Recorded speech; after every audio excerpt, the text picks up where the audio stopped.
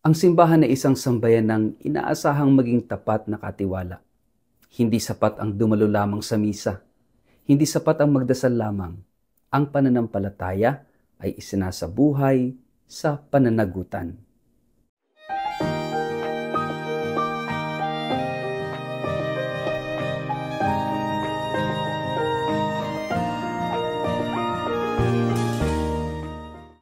Ang mabuting balita ng Panginoon ayon kay San Mateo.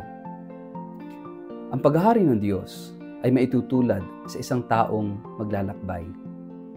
Kaya tinawag niya ang kanyang mga tauhan at ipinagkatiwala sa kanila ang kanyang ari-arian. Binigyan niya ng salaping ginto ang bawat isa ayon sa kanilang kakayahan. Binigyan niya ang isa ng 5,000 salaping ginto. Ang isa naman ay 2,000 salaping ginto at ang isa pa ay 1,000 salaping ginto. Pagkatapos ito, siya umalis. Kumilos agad ang tumanggap ng 5,000 salaping ginto at ipinangalakal iyon. Kumita siya ng 5,000 salaping ginto. Gayun din naman, ang tumanggap ng 2,000 salaping ginto ay kumita pa ng 2,000 salaping ginto. Ngunit ang tumanggap ng 1,000 salaping ginto ay humukay sa lupa at itinago ang salaping ginto ng kanyang Panginoon. Pagkaraan ng mahabang panahon, bumalik ang Panginoon ng mga tauhang iyon at sila'y pinag-ulat. Lumapit ang tumanggap ng 5,000 salaping ginto at sinabi niya, "Panginoon, ito po ang 5,000 salaping ginto na iniwan ninyo sa akin. Ito naman po ang 5,000 salaping ginto na tinubo nito." Sinabi sa kanya ng Panginoon, "Magaling, tapat at mabuting lingkod. Halika, samahan mo ako sa aking kagalakan. Naging tapat ka sa kaunting halaga, kaya't gagawin kitang tagapamahala ng malaking halaga."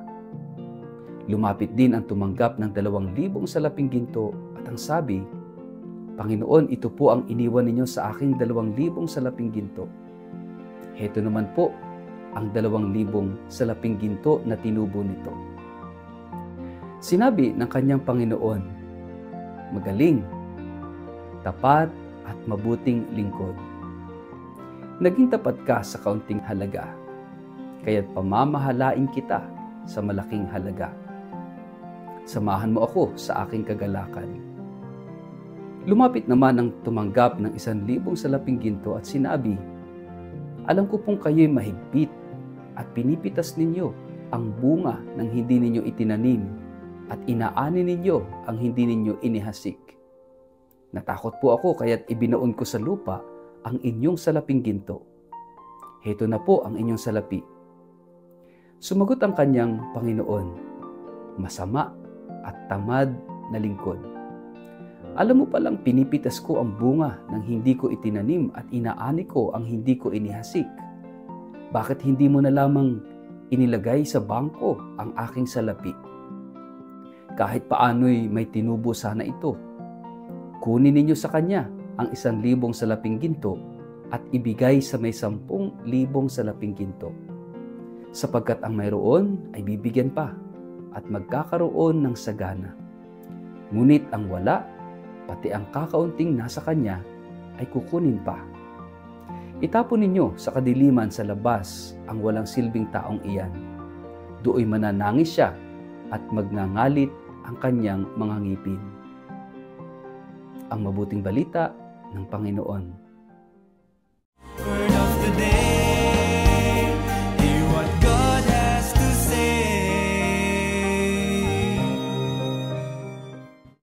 Mapagpalang araw po sa inyong lahat. Kumusta po kayo? Ang ating word of the day ay responsible.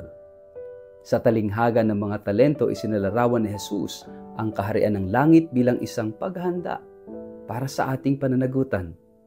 Sa pag-alis ng amo, iniwan niya sa kanyang mga alipin ang talento ayon sa kakayahan ng bawat isa. Hindi pantay-pantay.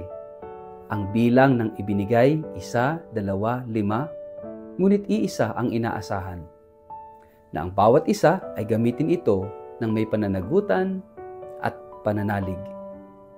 Hindi sa takot, kundi sa tapang. Ang pangunahing mensahe ng talinghagang ito ay hindi lang ukol sa kayamanan o kakayahan, kundi tungkol sa pananagutan natin sa lahat ng ipinagkatiwala sa atin ng Diyos.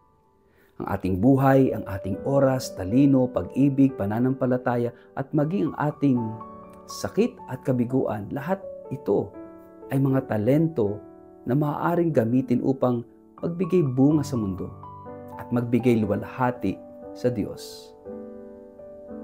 Ang ating mga talento ay hindi lamang ukol sa pagiging mabunga sa panglabas.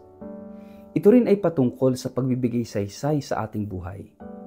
Kapag tinanggap natin na tayo ay pinagkalooban ng Diyos ng mga kakayahang may layunin, nagkakaroon ng kabuluhan ang ating araw-araw na buhay.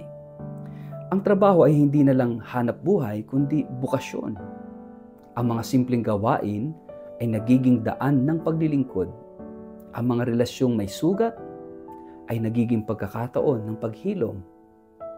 Ang pananagutan ay hindi pasanin, kundi pagkakataong tumugon sa pag-ibig ng Diyos. Ngunit may isang alipin na natakot. Inilibing ang kanyang talento, hindi dahil sa katamaran, kundi dahil sa takot. Takot sa pagkakamali, takot sa pagkukulang, takot sa paninisi. Marami sa atin ang ganito rin sa buhay. Mas pinipiling magkubli, manahimik, umiwas sa hamon, kaysa magsapalaran sa pananampalataya. Ngunit si Jesus ay hindi naghahanap ng perpektong resulta, kundi ng pusong handang sumubok, pusong tapat, pusong may pananampalataya. Sa ating lahat, paano natin ginagamit ang mga talento sa ating parokya, pamilya, komunidad? Ang mga leader ba ay ginagamit ang kanilang impluwensya para sa kabutihan? Ang mga guro ba ay nagsisilbing gabay sa mga kabataan? Ang mga kabataan ba ay nagsisikap linangin ang kanilang galing upang makapaglingkod? Ang mga magulang ba ay tapat sa paghubog sa kanilang mga anak? Ang bawat isa sa atin ay may kanya-kanyang talento. Hindi kailanman walang ibinigay ang Diyos. At ang tanong, ano ang ginawa mo sa ibinigay sa iyo? Ang simbahan ay isang sambayan ng inaasahang maging tapat na katiwala. Hindi sapat ang dumalo lamang sa misa. Hindi sapat ang magdasal lamang. Ang pananampalataya ay isinasabuhay sa pananagutan. Ito'y nangangahulugan ng pagtulong sa kapwa, ng paglilingkod, ng pagiging matapat sa trabaho, ng pakikibahagi sa mga adhikain ng bayan. At hindi higit sa lahat, yung pagharap sa ating mga takot upang tumaya sa biyaya ng Diyos. Minsan ang ating takot ay nakabalot sa kababaang loob. Wala naman akong kakayahan. Baka hindi ko kayanin. O mas magaling naman sila kaya sila na lang, no? Kaysa sa akin. No? Ngunit tandaan natin, hindi tayo hinuhusgahan ng Diyos ayon sa dami ng ating bunga, kundi sa tapat na pagsubok at pagyakap sa misyon. Ang tunay na kababaang loob ay ang pagtanggap sa galing na galing sa Diyos. At ang pag-aalay nito, pabalik sa Kanya. Ang pananagutan ay naguugat sa ugnayan. Hindi tayo nilikha upang mabuhay para lamang sa sarili. Ang talento ay hindi para itago, kundi para ibahagi. Ang buhay ay hindi para sarilinin, kundi upang ialay. Ang pananagutan ay tanda ng pag-ibig sapagkat sa huli, ang pag-ibig ay palaging may kabuntot na pananagutan. Sa gitna ng lahat ng ito, hindi tayo nag-iisa. Ang Diyos ay kasama natin sa paglalakbay. Bawat hakbang ng katapatan, bawat pagkukulang na kinikilala, bawat hakbang ng muling pagsubok, lahat ay bahagi ng ating paglalago. Pagpapalago ng sarili bilang katiwala ng kaharian ng Diyos. Ang hantungan ng tapat ay laging kagalakan. Halikayo, sabi ng Panginoon, pumasok ka sa kagalakan ng iyong Panginoon. Sa ngalan ng Ama at ng Anak at ng Espiritu Santo. Amen. Panginoon, salamat sa mga talento mong ipinagkaloob. Turuan mo akong maging tapat na katiwala, hindi matatakutin, hindi tamad, kundi handang magsilbi sa iyong ngalan. Alisin mo ang takot sa puso ko. Palitan mo ito ng tiwala, tapang at pag-ibig. Naway maging mabunga ang aking buhay, hindi para sa sariling dangal, kundi para sa iyong kaharian. Amen. Pagpalain po kahit ingatan ng makapangyarihang Diyos, Ama, Anak at Espiritu Santo. Amen.